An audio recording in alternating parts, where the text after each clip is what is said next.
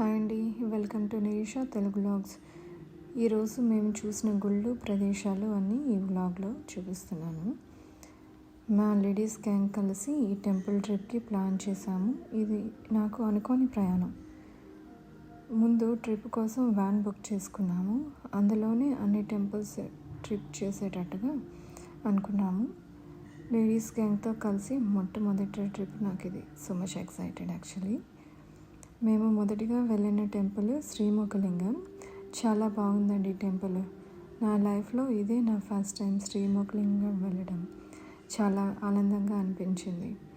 ఈరోజు చూసిన గుళ్ళు ఇదివరకు నేను ఎప్పుడూ వెళ్ళలేని ప్రదేశాలు. శ్రీముఖలింగం దర్శనం అయిన తర్వాత శ్రీ నీలమణి దుర్గా అమ్మవారి దేవాలయానికి వెళ్ళాము దర్శనం.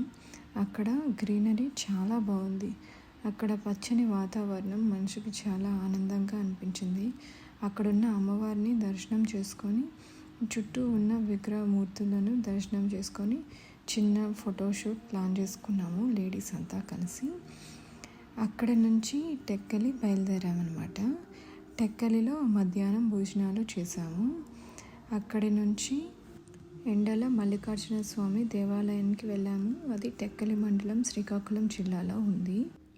అక్కడ గుడి చుట్టూ పచ్చని పొలాలు, చిన్న కొండలు మనసుకి చాలా ఆహ్లాదకరంగా అనిపించింది.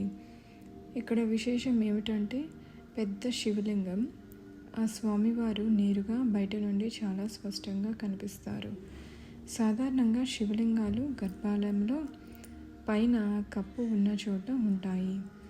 కానీ ఇక్కడ విశిష్టత ఏమిటంటే స్వామివారు ఎండలో బహిరంగంగా ఆకాశం కింద ఉంటారు.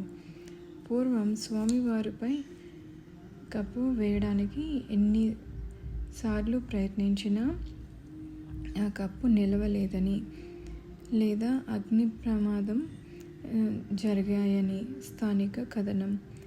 సూర్యకిరణాలు నేరుగా స్వామివారిపై పడటం వల్ల ఈయనకు ఎండల మల్లికార్జున స్వామి అనే పేరు వచ్చింది. ఇక్కడ శివరాత్రి ఉత్సవాలు అత్యంత వైభవంగా జరుగుతాయి. వేల సంఖ్యలో భక్తులు తరలివచ్చి స్వామివారిని దర్శించుకుంటారు.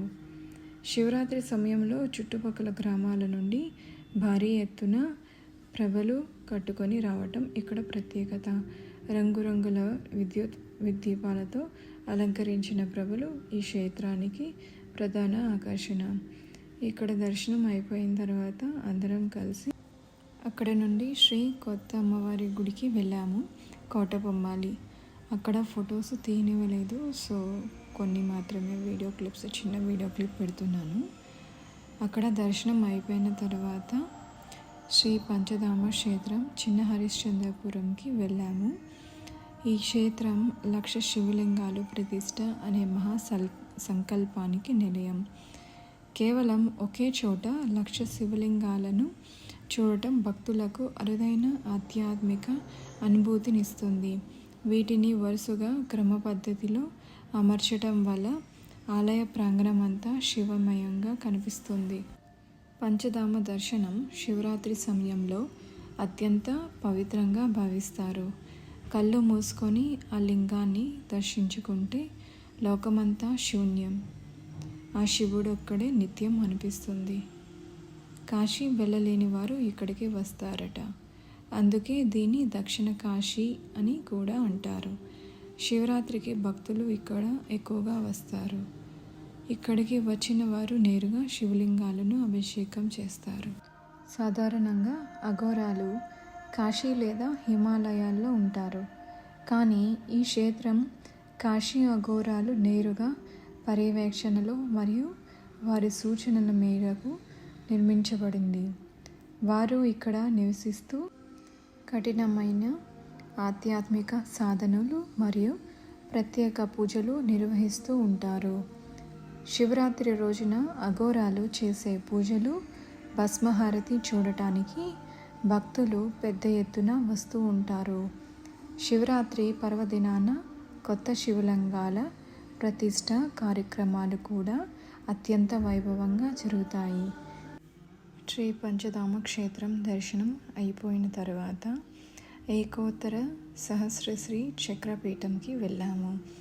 ఇక్కడ వచ్చేసరికి చీకటి అయిపోయింది కనుక వీడియో కొంచెం చీకటిగా ఉంటుంది.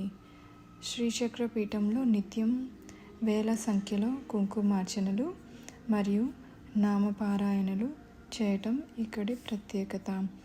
సాధన చేసేవారికి, ధ్యానం చేసుకునేవారికి ఈ పీఠం ఒక దివ్యమైన నిలయంలా ఉంటుంది. మీరు ఈ క్షేత్రాన్ని దర్శించుకోవాలనుకుంటే విశేష పర్వదినాల్లో అయిన నవరాత్రులు, పౌర్ణమిలో వెళ్ళడం చాలా ఉత్తమం. ఇక్కడ జరిగే కుంకుమార్చనలో పాల్గొనడం వల్ల విశేష ఫలితాలు ఉంటాయని భక్తుల నమ్మకం. కొన్ని ప్రయాణాలు మనసుకి ప్రశాంతతనిస్తాయి, మరికొన్ని ఆత్మసంతృప్తినిస్తుంది. ఈరోజు చూసిన విశేషాలు ఇవేనండి. ఈరోజు ప్రయాణం చాలా ఆనందంగా జరిగింది. కొన్ని అవాంతరాలు ఎదురైనా వాటిని దాటుకొని ముందుకు వెళ్ళాను. ఇంతేనండి ఈ వీడియో. ఇంటికి వచ్చేసరికి చాలా లేట్ అయిపోయింది. ఇంకో వ్లాగ్లో మళ్ళీ కలుద్దాం. Thank you for watching. Thank you. Bye.